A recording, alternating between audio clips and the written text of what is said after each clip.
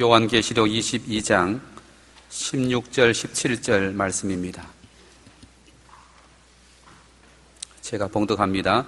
나 예수는 교회들을 위하여 내 사자를 보내어 이것들을 너희에게 증언하게 하였노라. 나는 다윗의 뿌리요 자손이니 곧 광명한 새벽별이라 하시더라. 성령과 신부가 말씀하시기를 오라 하시는도다. 듣는 자도 오라 할 것이요 목마른 자도 올 것이요 또 원하는 자는 값없이 생명수를 받으라 하시더라. 아멘. 교회는 예배 공동체입니다. 교회로 모인 성도들이 가장 역점을 두어야 할 사역이 바로 예배입니다. 예배를 통해서 우리는 하나님을 만나게 되고, 예배를 통해서 우리는 함께 참여한 성도들과 공동체의 숨결을 느낄 수가 있습니다. 예배 형식은 교파에 따라 다소 다를 수 있습니다만은, 그러나 모든 예배의 목표는 하나님께 영광을 돌려드리는 데 있습니다. 그렇기 때문에 예배의 진행 과정을 따라서 하나님의 가장 큰 관심, 곧 죄인들이 회개하고 주께로 돌아오는 것, 이것이 예배가 지향해야 할 목적지가 될 것입니다. 예배에서 이 죄인을 초청하는 것은 다른 말로 하면 죄인들을 구원애로 부르는 초청이고, 믿음을 잃어버린 타락한 자들을 산 믿음애로 부르는 초청입니다. 예배를 통해서 수고하고 무거운 짐진 자들을 부르시는 하나님의 사랑의 음성을 들을 수가 있습니다. 예배하는 회중 가운데서 하나님의 사랑에 감동하여 자신의 삶을 헌신하는 아름다운 모습을 볼 수가 있습니다. 우리 주님은 그러니까 죄인을 부르시는 초청의 하나님, The God of Invitation, 초청의 하나님이라 그렇게 부를 수가 있습니다. 여러분, 하나님의 말씀인 성경에는 이 초청하는 장면이 적어도 2000번 이상 나옵니다. 예컨대 주님은 노아를 세상에서 불러내셨어요. 창세기 7장 1절에 보면 여호와께서 노아에게 이르시되 너와 내 온 집은 방주로 들어가라. 이 세대에서 네가 내 앞에 의로움을 내가 보았음이니라. 많은 죄인 가운데서 노아와 그 식구들을 초청하시고 방주로 불러들이셨어요. 수백 년 후에 하나님은 저 갈대아 우르에서 한 사람 아브라함을 불러내셨습니다. 창세기 12장 1절에 여호와께서 아브라함에게 이르시되 너는 너의 고향과 친척과 아버지의 집을 떠나 내가 네게 보여줄 땅으로 가라. 수많은 사람 가운데 하나님은 아브라함에게 초청장을 보냈어요. 갈 바를 알지 못하고 아브라함은 그 초청장 따라서 가나안으로 왔습니다. 여러분, 수백 년 후에 한 사람 모세, 하나님께서 그를 부르실 때는 저 미디안 광야에서 떨기 나무, 불 붙는 떨기 나무를 통해서 모세를 부르시지 않습니까? 출애굽기 3장 4절에 하나님이 떨기 나무 가운데서 그를 불러 이르시되 모세야 모세야 하시매 그가 이르되 내가 여기 있나이다. 하나님이 모세를 부르시는 장면도 매우 특이합니다.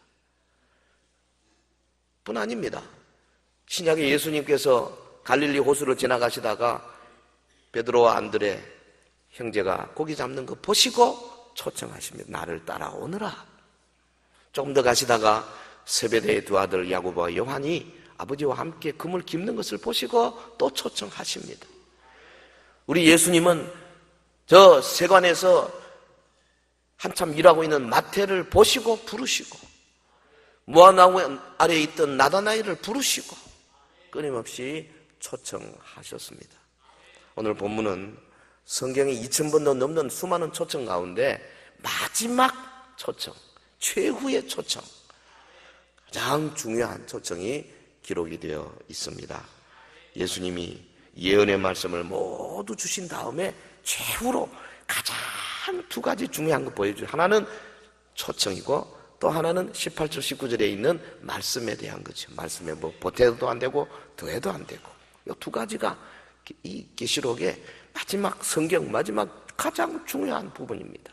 자, 본문에 나타난 이 초청을 통해서 우리가 성령 하나님의 마음을 좀 살펴보고, 교회에 주신 과업이 얼마나 위대한가 살펴보고, 또 인류를 향한 이 초청이 어떤 축복, 어떤 선물이 되는가 살펴보겠습니다. 첫째로 이 마지막 초청은 성령님에게는 최대의 부담이 되는 초청입니다.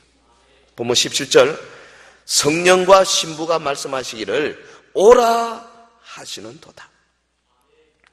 예수님의 재림 선언에 대한 성령님과 교회의 화답이 여기 지금 기록이 되어 있지 않습니까? 여기 두 번 오라, 헬라말로 에르쿠 초청이 기록이 되어 있습니다. 세상을 향해서 성령께서 구령의 열정으로 막 부르시는 그 장면, 성령이 말씀하시기를 오라 하시는 도다. 오늘도 성령님은 사람들을 구원으로 부르고 계시는 줄 믿습니다. 성령님은 어떻게 구원으로 부르십니까? 사람들의 마음속에, 죄인들의 마음속에 들어가서 본인이 죄인인 것을 깨닫게 하시죠. 본인이 정말 내 속에 어찌할 수 없는 이 죄성, 죄악 때문에 내 힘으로는 도저히 해결할 수 없다는 사실을 인지시키고 깨닫게 하시고 그 앞에 거꾸러지게 하시는, 그게 성령이 하시는 일이에요. 그래서 성령께서 초청하십니다. 오라, 너 죄짐을 해결하기 위해서 와야 된다. 교회로 와라. 예수님께로 와라. 진리 안으로 오라. 할렐루야. 성령님은 지금도 자신이 죄임을 인정하고 고백하는 자를 예수님의 보혈로 깨끗하게 치유하시고, 그리고 그의 마음속에 좌정하십니다. 그리고 성도로 변한 사람의 일생 동안 함께하면서 위로하시고 깨우치시고 능력을 공급하시는 분인 줄 믿습니다.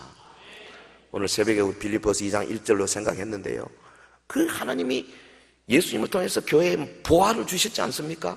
그 보화 속에 주님이 위로하시고 격려하시고 성령의 교제를 주시고, 그리고 긍휼과 자비로 우리를 멋진 그리스도인으로 만들어 가시는 것이 바로 교회 안에 있거든요. 이 성령님이 하시는 일이에요.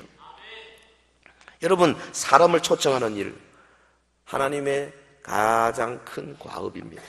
죄인을 구원으로 이끄시는 일은 성령님에게 있어서는 최대의 일이에요. 어떤 의미에서는 최대의 부담입니다. 어느 정도로? 어떤 의미에서 이것은 창조의 사역보다 더 큰 일입니다. 피조물을 운행하시고 섭리하는 것보다 더 부담되는 일입니다. 여러분, 죄인을 감동시켜서 그리스도의 십자가로 이끌고, 그로 하여금 십자가 앞에 무릎을 꿇게 만들고, 그로 하여금 하나님의 자녀로 살게 만드는 일은 어느 정도로 어려운 일이냐? 열방을 성경의 예언대로 움직이게 하는 거대한 일보다도 더 어려운 일이에요. 온 세상을 예언된 말씀으로 성취시켜 나가는 것도 중요한 일이죠. 우리가 종말론을 연구하면서 하나님이 21세기 마지막 어떻게 인도하시는가 보는 것 중요한 일입니다. 그러나 하나님 편에서 보면요, 사실은 그거보다도 더 어렵고 더 부담되는 게 뭐냐? 한 영혼을 변화시켜서 하나님의 사람으로 만들고 주의 계명 앞에 끄꾸리게 만드는 것, 이것이 더 어려운 일이다, 그 말이에요. 예수님 보십시오. 병자 고치는 거 우리는 어렵지만 예수님은 별로 어렵지 않습니다. 베데스다 연못가에 38년 된 병자를 만나시고 낫고자 하느냐? 예, 낫고자 합니다. 그러지도 않았어요. 물이 동할 때 들어가려니까 다른 사람이 먼저 들어갑니다. 변명했습니다. 근데 주님 뭐라 그랬어요? 너 자리 들고 일어나 가라. 아무 어려움이 없습니다. 18년 동안 사탄의 노예에 대해서 허리 구부러지고 팔 비틀어진 사람을 그냥 말씀 한마디로 팔 펴라, 허리 바로 세워라, 그걸로 끝나는 거예요. 죽었던 나사로야 나오느라. 그러니까 나왔어요. 그런데 여러분, 예수님 어려운 거 있었어요. 베드로 한 사람 키우기 어려웠습니다. 날 따르라 그러면 사람 낳은 어부가 되게 하리라 했습니다. 3년 반 부지런히 따라왔습니다. 주님이 십자가 놓고 고민하고 고통스러워할 때 너희가 내가 받는 세례를 받겠느냐? 그때 제자들이 어떻게 했습니까? 제자들끼리 모여서 하나님의 나라가 이루어지면 누가 영의정하고 누가 좌의정할래? 네가 크냐 내가 크냐 이 짓 하고 있었습니다. 3년 반 동안 키웠는데도 한 사람을 하나님의 말씀으로 바꾸고 하나님의 계명 앞에 무릎 꿇게 만들고 거룩한 자로, 성결한 자로 하나님 앞에서 깨끗한 자로 세운다는 게 쉬운 일이 아니에요. 성령님에게 어마어마한 부담입니다. 주인을 깨우쳐서 예수 믿게 하고 말씀 안에서 그 믿음을 성장시켜 나가는 것, 우리를 예수님 닮아가도록 우리를 키우시는 것, 이것은 성령께서 하시는 일 가운데 최대의 부담스러운 일이에요. 근데 왜 성령님은 이 부담을 마다하지 않으시는가? 그 이유는 바로 주님의 사랑 때문입니다. 우리 하나님의 사랑, 우리 예수님의 사랑 때문입니다. 요한복음 3장 16절, 하나님이 세상을 이처럼 사랑하사 독생자를 주셨습니다. 이는 그를 믿는 자마다 멸망치 않고 영생을 얻게 하려 하심이라. 성부 하나님은 우리를 이처럼 사랑하셔서 자기 아들을 우리를 위하여 내어주시고 그 아들로 하여금 온갖 수욕과 고통을 당하게 만드셨습니다. 성자 예수님 아버지의 명령 따라서 우리 이 땅에 오셔서 자기의 모든 물과 피를 쏟아서 우리를 위하여 다 희생하셨습니다. 이 사랑, 성령 하나님은 바로 아버지의 사랑, 아들의 사랑으로 우리 가운데 오셔서 한 사람을 변화시키고 한 사람을 천국 백성으로 만들고 한 사람을 또 다른 사람들에게 영향을 줄 수 있는 우수한 성숙한 성도로 만들기 위해서 온갖 노력을 경주하시는 분이십니다. 성령께서 가라사대 오라. 이 시간에 여러분, 성령 하나님께서 여러분을 부르시는 그 부르심을 영의 귀로 듣는 축복이 있기를 주의 이름으로 축원합니다. 성령님의 최대 부담입니다. 이 마지막 초청. 그런데 두 번째로 이 마지막 초청은 우리 교회로 봐서는 최대 과업이라고 말할 수 있습니다. 성령과 신부가 말씀하시기를 오라 하시는 도다. 여기 신부라는 말, 요한계시록 21장 2절과 9절에서 이미 새 예루살렘의 표상으로 언급하고 있지 않습니까? 이것은 다른 말로 하면 교회입니다. 성령과 신부가 말씀하시기를, 이것을 이 엔드, 중간에 엔드를 해석하면 성령의 힘을 입은 교회가 말씀하기를, 이렇게 표현할 수 있어요. 그러니까 이 교회는 어떤 교회냐? 참교회죠.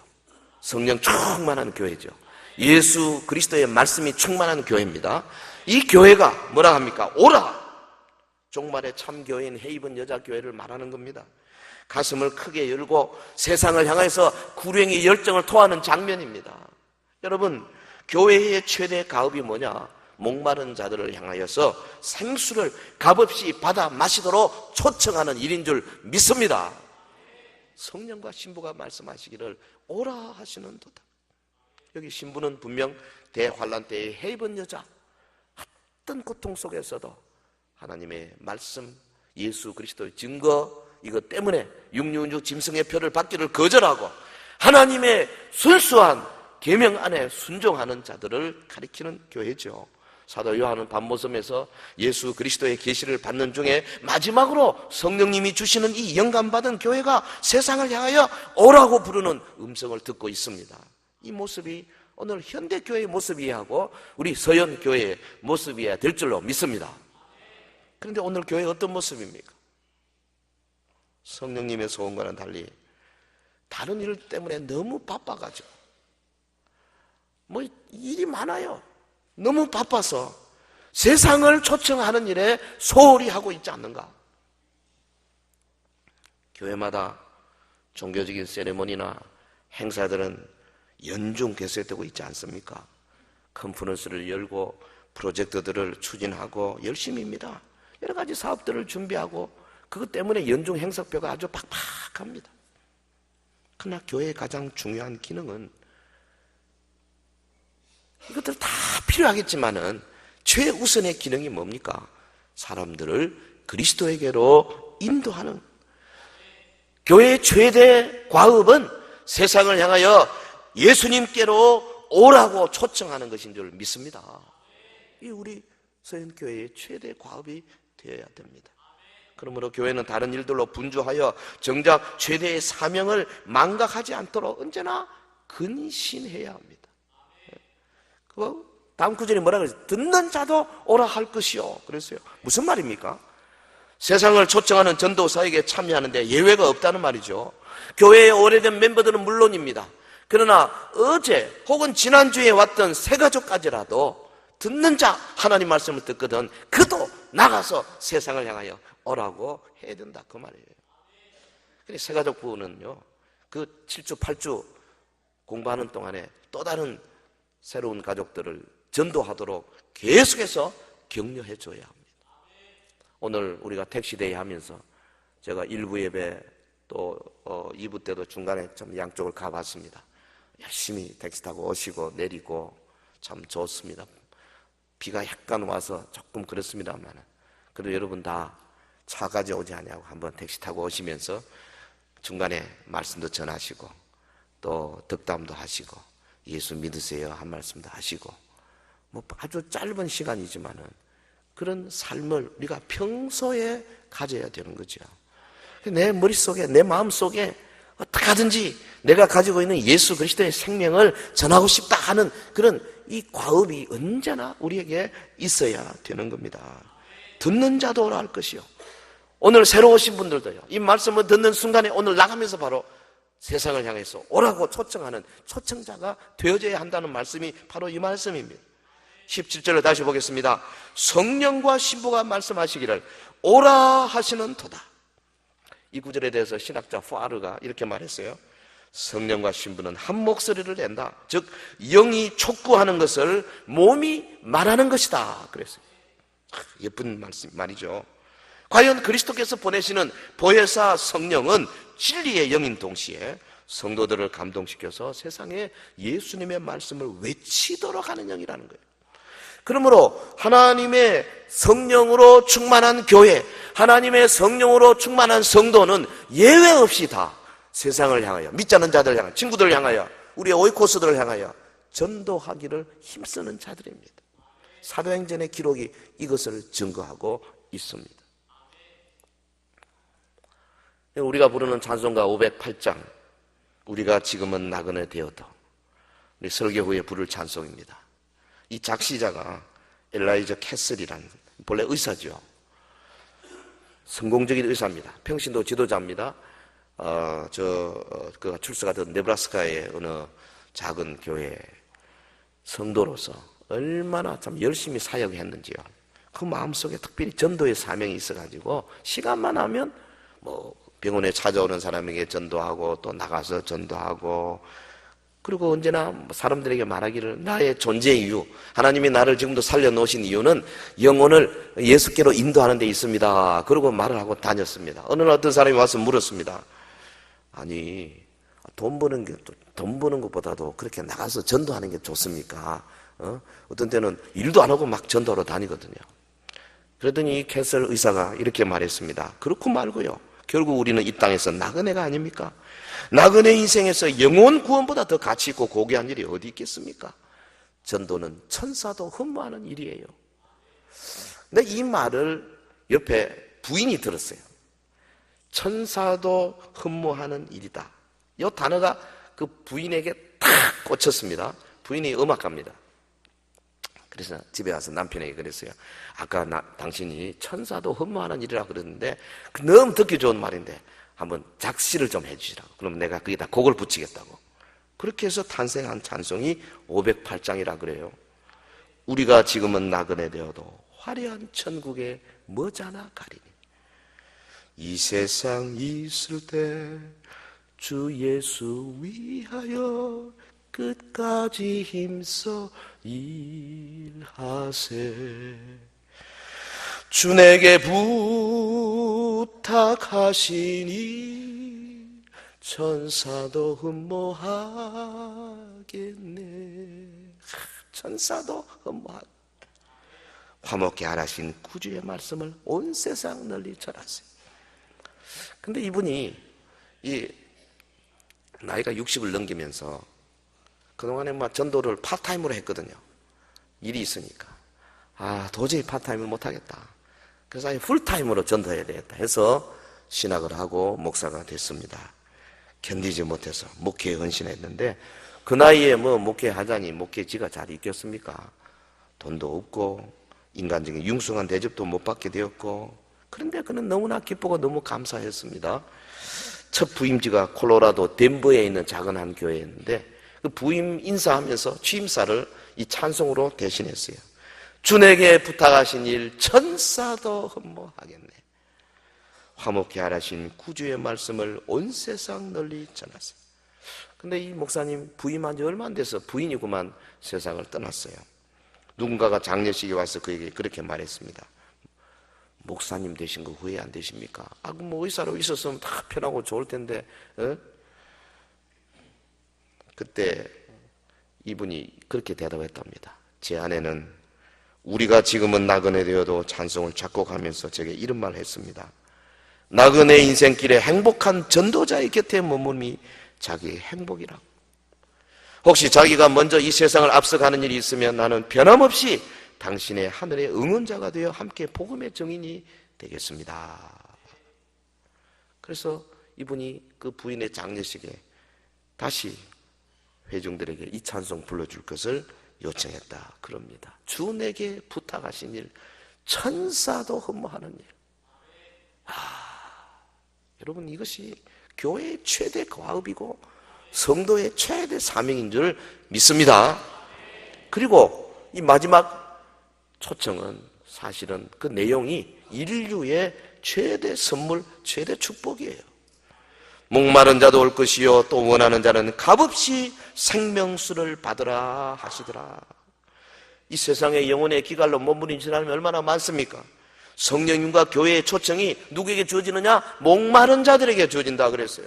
목마른 자도 올 것이요 또 원하는 자는 값없이 생명수를 받으라. 우리 예수님도요 목마른 사람에게 관심을 많이 가졌어요. 요한복음 4장에 보면 예수님은 우물가 여인의 목마름을 알아보셨습니다. 그래서 영원히 샘솟는 샘물을 소개하셨습니다.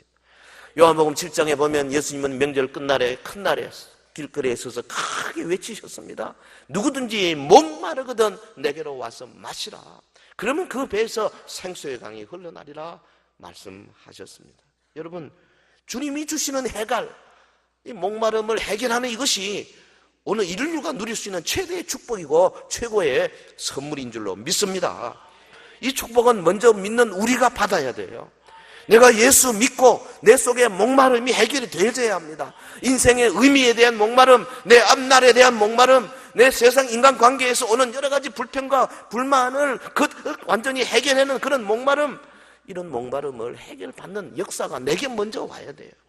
여러분, 세상을 향해서 전도자가 초청에 손을 내밀기 전에 전도자가 먼저 그 목마름을 해결받아야 된다 그 말이죠. 본문 17절의 말씀, 목마른 자도 올 것이요. 무슨 말입니까? 성경의 맨 마지막 가장 중요한 말씀이에요. 목마른 자도 온다. 아무나 못 온다. 주님께로 나오는 자는 반드시 목말라야 한다는 것을 의미하는 겁니다. 초청받는 사람 나이가 많고 적고 문제없습니다. 뭐 많으면 없고 적으면 어떻습니까? 그러나 그는 목말라야 합니다. 초청받는 사람의 인종, 혈통 관계없습니다. 백인이나 흑인이나 황인이나 관계없습니다. 그러나 그는 목말라야 합니다. 여러분, 반드시 목말라야 합니다. 그의 사회적 지위나 혹은 세상 재정적인 형편 고려 대상이 될 수가 없습니다. 누구나 어떤 형편에 있든지 간에 주님께로 나올 수 있는데 딱 한 가지 조건은 목마른 조건. 뭐에 목말라야 합니까? 죄사함에 목말라야 합니다. 구원에 목말라야 합니다. 천국 소망에 목말라야 합니다. 여러분, 이 땅에 살면서 내 혼자 힘으로 도무지 감당할 수 없다는 사실을 확신하고 하나님 앞에서 주여 나는 주의 도움 없이는 살 수가 없습니다 고백하고 또 고백하고 주님 앞에 두 손을 믿음의 손을 내밀고 하늘로부터 오는 신령한 은혜와 은사에 목말라야 돼요. 주님과의 동행하는 복된 삶에 목말라야 합니다. 여러분, 오늘 목마르십니까? 교회에 왔는데 혹시나 그냥 습관적으로 왔다 갔다 하는 거 아니냐고요. 별로 기대하지 않고 온 거 아닙니까? 오늘 누구 만나러 왔습니까? 예배 마치고 누구 뭐 하려고 그래 왔습니까? 내가 맡은 어떤 그 분야의 사역 때문에 왔습니까? 그런 건 나중입니다. 우선은 내가 주님의 은혜에 목말라야 합니다. 성령 충만에 목말라야 합니다. 주님이 나와 동행하는 그 체험에 목말라야 합니다. 하늘 영광에 목말라야 합니다. 계시의 말씀에 목말라야 합니다. 그가 오셔서 나를 완전히 장악하도록 항상 부족해야 돼요. 예수님도요, 요한계시록 21장 6절에 똑같은 말씀 하셨어요. 내가 생명수 샘물을 목마른 자에게 값없이 주리니. 거기는 예수님이 말씀하시고, 여기 오늘 본문은 성령의 감동을 입은 교회의 선포입니다. 보십시오. 예수님의 말씀과 교회의 선포가 똑같습니다. 이게 해입은 여자예요. 오늘 우리 교회는 예수님의 말씀을 그대로 선포할 수 있어야 되는 거예요. 종말에 이처럼 성령님과 교회가 한 목소리로 외치는 내용, 목마른 자는 모두 와서 값없이 생명수를 받으라. 이 생명수는 새 예루살렘에 흐르는 바로 그 생명수가 분명하죠. 1절에 값없이 받으라 그랬으니까 그리스도의 대속 사역을 통해서 받을 은혜를 가리키는 것이 분명하죠. 생명수의 값은 예수 그리스도의 보혈로 이미 치러졌다는 거죠. 목마른 자에게 주시는 생명수의 값은 free of charge입니다. 무료입니다. 인류에게 주시는 하나님의 최대의 축복, 최고의 선물이 아닐 수가 없습니다. 이게 뭘 말합니까? 우리에게 세상을 향하여 복음 증거하도록 하셨는데, 이 세상을 향해 복음을 증거한다는 말은 다른 말로 하면 그리스도의 십자가를 통해서 얻게 되는 천국 생명으로 세상을 인도한다는 거거든요. 내가 예수 믿으라고 말하는 것은 다른 말로 하면 그 사람을 천국으로 끌고 가는 것과 똑같은 거예요. 주님은 생명수를 우리에게 마음껏 주셨습니다. 그래서 우리가요, 정신만 차리고 보면 얼마든지 이것을 나누어 줄 수 있도록 돼 있어요. 작은 배가 몇 시간 동안 강풍에 시달렸습니다. 드디어 바람은 가고 바다는 고요해졌는데, 그만 바람 때문에 엔진이 고장이 났어요. 그러니까 이 망망대해에서 엔진이 고장 났으니 이거 뭐 어떻게 표류할 수밖에 없잖아요. 며칠 동안 배가 막 어디로 가는지도 모르게 표류했는데 배 안에 있던 마실 물이 다 바닥 났습니다. 그래서 사람들이 이제 이 목말라 죽기 생겼어요. 그때 수평선 저 너머에서 큰 배가 하나 오는 게 보였습니다. 배가 천천히 다가왔습니다. 그래 이 작은 배에 타고 있는 승객들이 막 입술이 갈라져 가지고 물 좀 주세요 그랬습니다. 근데 그 큰 배에 있던 그 선원이 내려다보면서 하는 이야기가, 물동이를 내리세요. 여기가 아마존 강입니다. 이 배가 표류하다가 바다에서 아마존 강 안으로 들어온 거죠. 아마존이 워낙 강이 크니까 뭐 바다와 똑같습니다. 물동이만 내리면 강물 마음껏 마실 수 있는데 이건 내리지를 못해가지고 거기서 목말라 죽어가고 있었던 거예요. 여러분, 우리 대구 시내에 지금 250만 명 가운데 적어도 한 230명 가까이가 지금 목말라 죽어가고 있어요. 거의 절대 다수가 지금 죽어가고 있습니다. 왜 죽어가고 있습니까? 생명수가 없어 그렇습니까? 오늘 교회들이 얼마든지 나누어줄 수 있는 겁니다. 풍성한 생명이 우리에게 있는데요, 250만 가운데 저는 볼 때 한 20만도 안 되지 싶어요. 지금 다 죽어가고 있어요. 아니, 그들이 그런 것은 당연하죠. 복음이 없으니까. 교회 안의 성도들 가운데도 여러분, 주님은 우리를 향해서 두 손을 탁 벌리고 오라 준다 이러고 있는데요, 교회에 왔다 갔다 주일마다 예배도 드리고 하는 많은 성도들 가운데도 맨날 허공을 바라보고 목마르다, 세상이 괴롭다, 살맛이 안 난다, 이게 도대체 어떻게 된 거냐고요. 이사야 55장 1절에 오라 너희 모든 목마른 자들아 물러 나오라, 돈 없는 자도 오라, 너희는 와서 사 먹되 돈 없이 값없이 와서 포도주와 젖을 사라. 사랑하는 성도 여러분, 성경의 마지막 초청입니다. 성령과 신부가 말씀하시기를 오라 하시는도다. 우물에 물동이를 들고 왔던 사마리아 여인처럼 우리 가운데 영육간에 목마른 사람 여기 많이 계실 거예요. 과거 이 여인은 과거 10대 때는 미래에 대한 환상을 쫓아다니다가 철부지 10대를 보냈죠. 20대는 백마탄 왕자를 만나려고 보냈을 겁니다. 30대는 뭐 애 낳고 교육하고 문화생활하고 치맛바람 일으키면서 보냈을 겁니다. 40대는 사회에 뭔가 내 이름을 날려야지 하고 좀 멋도 부리고 그렇게 자신의 이름을 날리기 위해서 이것저것 많이 손을 댔을 것입니다. 여인은 쉬지 않고 자신의 물동이에 물을 퍼부었습니다. 깊은 우물에서 재물을 퍼 올렸습니다. 명예를 퍼 올렸습니다. 부귀를 퍼 올렸습니다. 세상의 쾌락을 마셔보았습니다. 마실수록 갈급함은 해소되지 않았습니다. 남편도 자식도 재물도 부귀영화도 갈증을 씻어주지 못했습니다. 그날도 목이 타는 갈증에 두레박을 첨벙 우물 속 깊이 떨어뜨리고 물을 퍼올리기 시작합니다. 이때 여인에게 예수님이 와서 말씀하잖아요. 내가 주는 물을 먹는 자는 영원히 목마르지 아니하리니 나의 주는 물은 그 속에서 영생하도록 솟아나는 샘물이 되리라. 할렐루야. 우리가 바로 현대판 수가성 여인이 아닌지 모르겠어요. 내 마음을 빼앗고 나의 남편 노릇을 하고 있는 것이 나의 재물입니까?